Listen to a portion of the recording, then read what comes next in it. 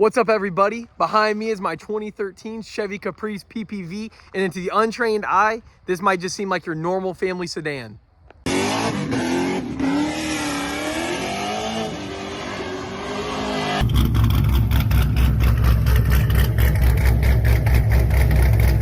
all fun and games until you see this monstrous 6-liter Chevy V8 crammed under the hood. And I'll tell you what, these things can make a ton of power with very few modification.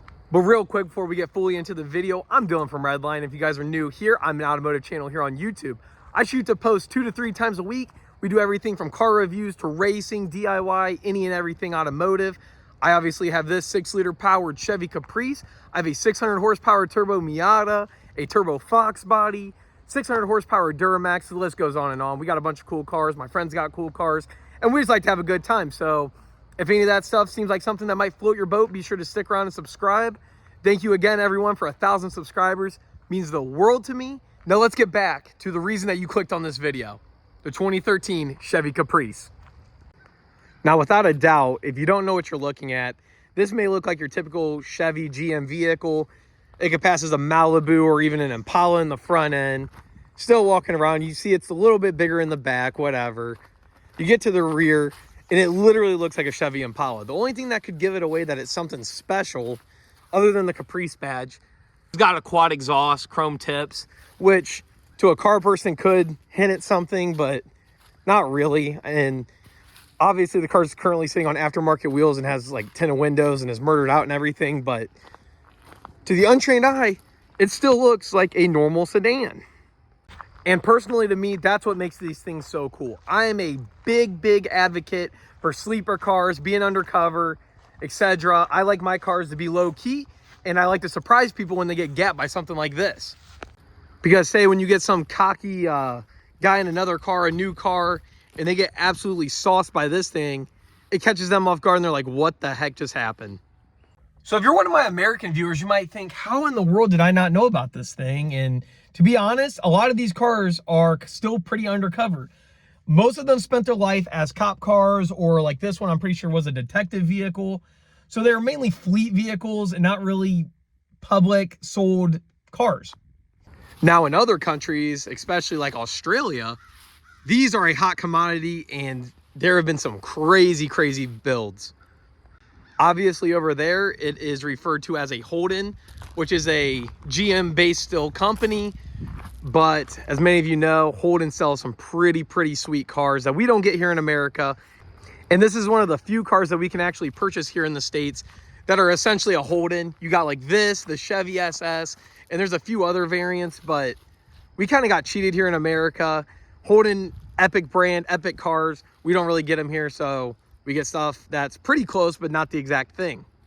Now, going off of what I previously said, referring to the Holden cars, I like to consider this thing basically a more budget-friendly SS or more budget-friendly G8, cars along those lines. Because you're essentially getting the same power, you're still rear-wheel drive based, and at the end of the day, you got a monster sleeper that can hurt some feelings. So let's get back into the meat and potatoes, tell you a little bit more about the drivetrain on these things and why they are so cool and fast and moddable and just everything. These are awesome cars, and hopefully more people learn about them and start getting a hold of them, which I think will happen very soon, and the values on these things are already starting to climb and will go ballistic, I'm sure. So out of the box, when picking one of these things up, you get an all aluminum 6-liter LS variant motor, known as the L77, aluminum block, flat top pistons, aluminum heads. This thing's a monster straight from the get-go. Now, obviously, if you know anything about cars, you know that LS engines are one of the cheapest ways to make big power, and this car already has an LS, so it's ready for some gains. From the factory, bone stock with the stock tune and everything, these cars push about 360 horsepower and about 390 foot-pounds of torque, give or take based on conditions. That's what they advertise, which is very impressive numbers. Now, obviously, you can boost those numbers up real quick without doing anything too crazy. You could tune the car for E85. It's already E85 capable, but you can get an E85 specific tune, get it tuned for 93, etc., and turn it up a little bit on a stock motor, basically. If you want to push the limits even more, you can throw a little cam in, some headers, and basically go full bolt on and get close to 500 wheel horsepower in A, which that is awesome. If you're not aware, I mean, 500 horsepower in a car that you can daily drive, that is sweet in my opinion. And you can do it fairly cheap with this drivetrain and this motor. Now, personally, I'm more of a boosted kind of guy, and I don't know if you can see behind me, but this engine bay has a ton of room. It's very common to see Pro Charger setups, turbo setups, LSA setups. The possibilities are endless, especially with this motor. It doesn't make a ridiculous amount of compression, so it's ready for some boost to be thrown at it. Now, this monster of an engine is mated to a 6-speed automatic GM transmission. I believe it's a 6L80, which also features a sport shift mode for pretty fast shifts, especially out of one of these cars. It's very impressive in my opinion. That is sending power to the rear wheels. So yes, this car can do all the burnouts that your heart desires, and you can roast those rear tires. So if you're looking for performance on a budget or a relative budget for what this car can do, I would definitely look into one. It's hard to get a better bargain currently. I believe these things are going to shoot up even more. You can still find them under 10 grand, but the more and more I look, the more that I'm seeing that they're starting to go up. So if you're going to want one of these cars, you better get one fast before more and more people find out about them and start snagging them, and they become a more of an enthusiast vehicle. So off the start, most of these cars come with keyless entry, which is nice. Open the door. You get a very, very spacious interior that, honestly, for being a former cop car, detective car, is pretty dang nice. These cars come with cloth seats, which can be swapped up very easily for the G8 interior. I'll hit a pop a squat in here for you guys. You get a touchscreen head unit, dual climate, digital cluster for your speedometer, steering wheel controls, power accessories, and more. And overall, it's a pretty nice time in here. A lot of these cars came with the cop lights. This has the red light function, which is pretty cool. When a cop's sitting there at night, it reduces the glare when they're doing their paperwork. Cool feature to have. I kept it in here because why not? It's cool. Now, my favorite part about these cars is how big the back seats are. For reference, I am 6'1", a little bit more. And look at this. This is insane. I got headroom. It is so spacious back here. It's awesome. Quick side note, don't make fun of my sagging headliner. I have not had a chance to attend to that. But overall, you get a very nice time back here. It's very, very spacious. As I said, I'm a decent height and I fit perfectly fine. Good middle area. The center console's big. Up front, you also have a bunch of space up there. And I honestly think it's a pretty nice looking interior for what this car is. Following up from the back seat, the trunk itself is also humongous. I mean, if you want to put a monster sound system in this thing, you sure can. There is so much room back here. Like, it keeps going and going. I don't know if it picks it up on camera how big this trunk is, but I could easily fit in there, like, curled up. Pretty awesome. I mean, you can put a wicked system in there, a couple bottles of nitrous, whatever your heart desires, or both. Pretty awesome. Fit all the groceries in there, do whatever you need. So now that you guys got a walk around, saw the interior, saw the engine bay, saw the trunk, back seats, everything, let's go for a cruise. I'll let you guys get my personal opinion on how this thing rides. I won't be biased. I've owned various cars. I can compare it to a bunch of different things, and I will let you guys know how this car actually performs both as a daily, a fun car, or a fast car, whatever. I honestly feel that this is a car that checks all the boxes. So let's hop in and start this thing up and go for a ride. Now, I forgot to mention for the record, other than the wheels and the exhaust, this car is mostly stock. So you would be getting a representation on how this car would most likely come if you purchased one. This is just a little axle back exhaust. It's not loud at all, but has a nice little rumble to it. You can still tell it's got a V8 when it's sitting here idling. Personally, if I was keeping the thing, it'd be getting long tube headers and a fat cam. But for now, it sounds good. It's got a nice rumble when you're driving too, so can't complain. So normal day-to-day driving, this car feels like your typical American sedan. And not the most luxurious ride. It's not like an Audi or a Mercedes with air suspension, but it's not bad by any means. It rides smooth. You don't really feel the bumps. No complaints there. The car also gets pretty good gas mileage, surprisingly. If you're not driving like an idiot, you can get probably 20 to 25 miles per gallon pretty easily, if not more. Which, that is one of the things that caught me most by surprise when I first started driving this car. On the side note of that, it has a humongous gas tank. It's like a 20-gallon tank, so it is quite expensive to fill up. But when you do fill up, you don't have to fill up for a long time. So normal day-to-day driving, this car feels like your typical American sedan. And not the most luxurious ride. It's not like an Audi or a Mercedes with air suspension, but it's not bad by any means. It rides smooth. You don't really feel the bumps. No complaints there.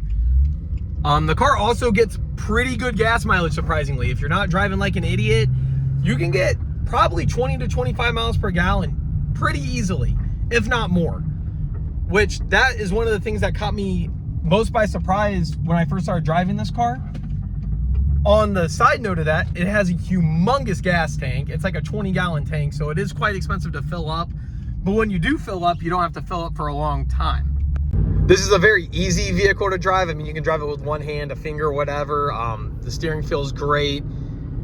Obviously, the power is on demand when you need it. I'll let the car warm up a little bit, and I'll do a pull for you guys so you can see how quick it is. But this is a nice space to be in. You like the touch screen. The sound system's decent. Doesn't look too bad. I personally love black interiors. They're the best.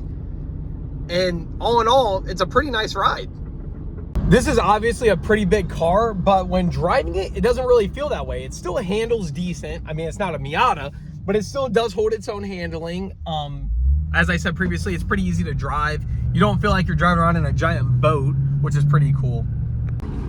The closest car that I can compare this to, like off the top of my head, believe it or not, is my dad's former 2014 Mustang GT that he had. Obviously a Coyote powered car. To me, it feels like the power that this car makes and the way it puts it down and everything feels very close to how that car did. I mean, it even handles similar. It's kind of weird to say, but if I had to compare it to a vehicle off the top of my head, that's what this feels like. It drives the same. The power comes on similar, and as they should, the cars make similar power, but that is my comparison. So if you've driven a Coyote Mustang of any type, that's what this feels like. Except when these have an exhaust, they don't sound like a bunch of farts going off. So sorry, Coyote people, I'm a Mustang person myself, but when you have those straight pipe long tube header exhaust systems, to me they sound garbage. But back to the topic at hand. So in order to activate sport shift mode and sport mode, pretty easy. There's a little S right here with a gear, obviously to refer to a transmission. You click that, sport shift is activated, so you get the faster shifts. And then you turn off traction control and you're in performance mode. It's as simple as that, and you are ready to rock and roll. So now I'm gonna turn around and head to Mexico, my little test strip, and let you guys know what this thing does. Stick around, you'll see here in about now. So I'm about to take off from about a 30 roll, and I will let you guys know how this thing gets down.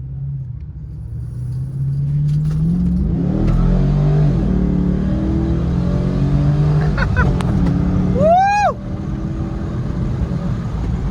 Wow, that's quick. This thing sounds awesome, even in its quiet form. That was pretty dang quick. I'm sorry if my reaction isn't as it should be. I've been driving my Miata that I picked up, as I hinted at earlier, that makes about 600 wheel and weighs 2,100 pounds. So my distinction of like how power comes on is definitely flawed now, but this is definitely a fast car and gets the job done no matter what you want to do. So in stock form, how does this thing perform? It's fast. It can handle anything you need to do. If you're trying to merge onto the highway, it'll get the job done. If you get caught up with, say, a little Mustang on the highway and you need to take them to Mexico, you can certainly do that. You got to go pick your kids up from soccer practice, go back to your HOA. You can do that because the car's still undercover and it's not overly obnoxious. It's just a good all-around car. It's not the fastest thing in the world, but it is by no means the slowest thing in the world. And it is definitely a multi-purpose vehicle that can do just about everything. Personally speaking, I have not yet had one of these in the snow, but I've actually heard that they're not too bad, even being rear-wheel drive. I have had this car in the rain a few times and it's performed flawlessly.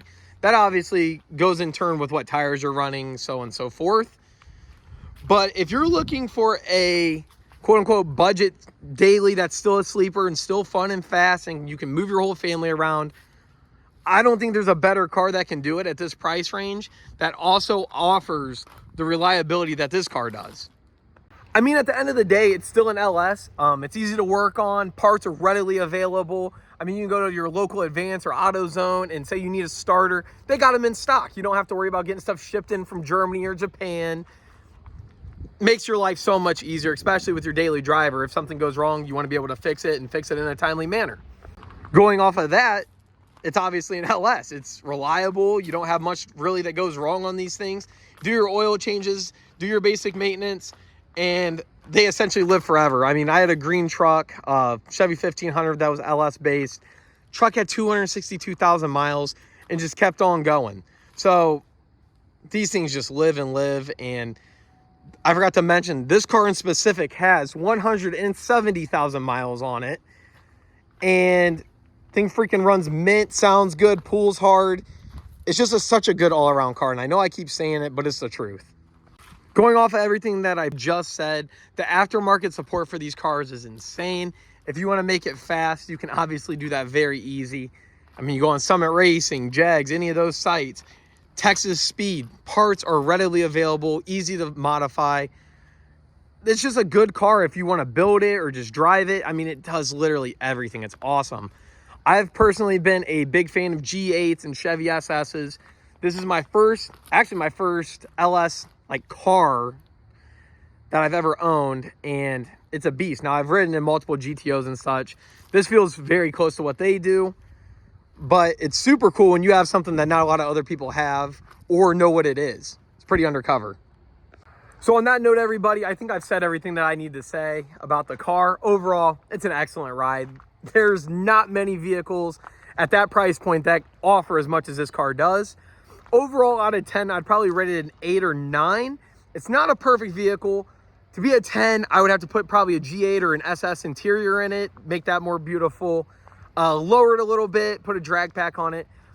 Essentially what I'm getting at is all this stuff to make it a 10 out of a 10, you'd have to do some aftermarket things to make it the perfect car, which that's the reason that aftermarket stuff's available. So overall, excellent ride. I've been driving it. I've put about, I don't even know how many miles at this point, a lot.